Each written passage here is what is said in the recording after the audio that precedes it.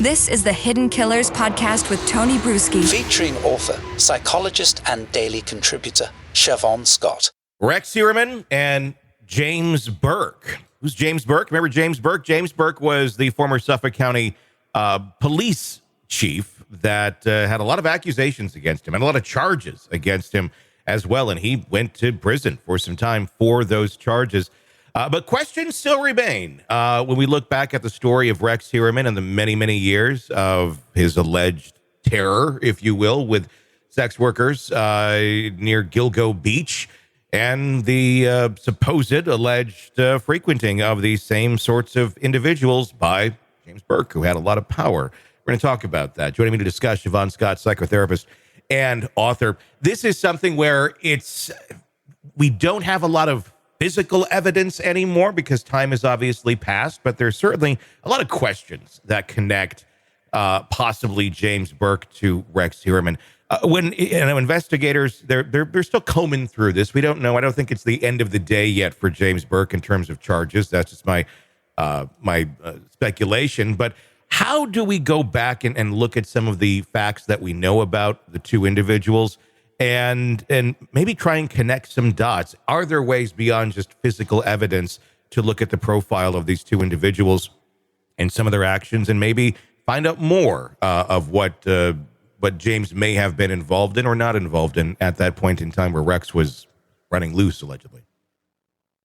Yeah, I think it's hard, when you're doing this kind of historical analysis, but that's what investigators do. And you can get good investigators who go back and look for people, outside of the ones that have talked already and look for other people who may be willing to talk. And the more you get, the more you can start to connect the dots and possibly come up with something, of evidential value. The thing that just everything about James Burke is shocking and disgusting, and it makes us wonder again, who can we trust in law enforcement? It's shocking, and the thing that just, of course, kicked me in the gut was interest in snuff films, which apparently came from two sources, and that, of course, is so horrendous. We can't help but think of Heuermann. It really makes you wonder. I mean, we're talking two people in the same geographic area. You want to think there's not a ton of people into these sort of things, but there's certainly a handful at the very least. And they seem to, kind of run in some of the same circles if they're not just keeping to themselves. And unfortunately, a lot of them do not keep to themselves. There's been allegations that have been made by people claiming that way back in the day, two of them were at a party together. It was a claim. It was a claim that was made by a woman who was a sex worker. And it's one of those things where society doesn't want to really believe individuals that have that as their line of work, if you will. But it doesn't necessarily mean that they're lying by any stretch of the imagination. How do you dig deeper into that to determine the validity of such a statement? People tend to not want to believe the worst about law enforcement, and they tend to not trust sex workers. So I think, again, it's kind of an in-depth interview. Does the person seem cogent? Do they seem clear? Do they seem logical? And can they list specifics? And can they give a consistent story over time? Because people who are telling stories, as I've said before, they contradict themselves, if you do multiple interviews. And I think you're looking for consistency. You're looking for collateral information. Does it all add up? And can you find more people who would be willing to come forward and talk about it? Obviously, Burke is not in any sort of power anymore, just has a really horrible record behind him and doesn't really speak publicly. It's understandable why. But you look back at his track record, the civil rights violation that he was charged with.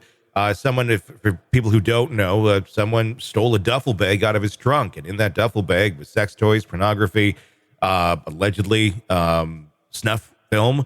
And many other things that were connected.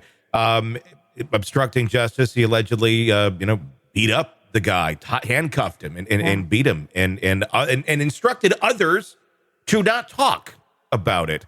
So not in power, but he was within a structure where there was others willing to go basically to bat for him and say, yep, don't know anything about this.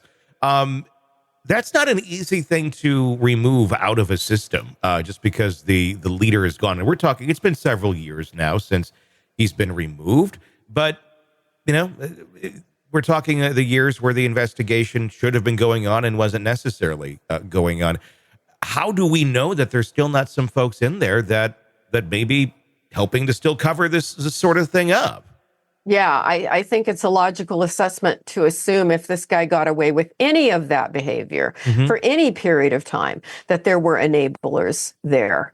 And I would be looking really closely at, doing an investigation, higher authority looking at this department and really trying to take apart with in-depth interviews and in-depth looking at history and looking at other questionable things that happened and trying to determine the full extent of the, I don't know. I was going to say corruption. It's worse than corruption. I don't know what the right word would be, but yeah, I mean, it's complicity to a crime. I mean, just to horrible behavior.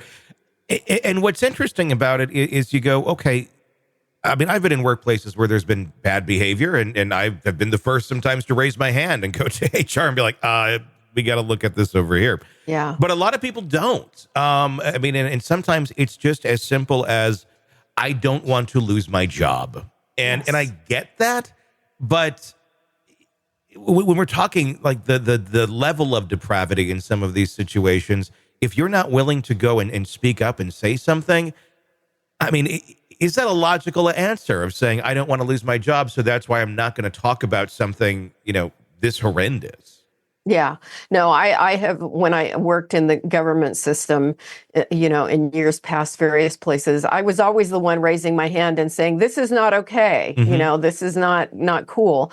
And it does shake the system up. And sometimes, it means you end up leaving the job when you're not listened to. But we need to know we can trust the police. We need to know that. And we've got to hold them to the highest ethical standards and not tolerate this kind of stuff. And so I think the allegations mean let's take it really seriously and investigate it. Be very interesting as this all continues to unfold. Want to listen ad-free? Want advanced access to all of our interviews before anyone else? Become a True Crime Today Premium Plus subscriber on Apple Podcasts. You get every episode commercial-free. So you can binge on true crime until you can binge no more. Search True Crime Today Premium Plus on Apple Podcasts now, or go to our podcast page and sign up now. More of the Hidden Killers podcast next.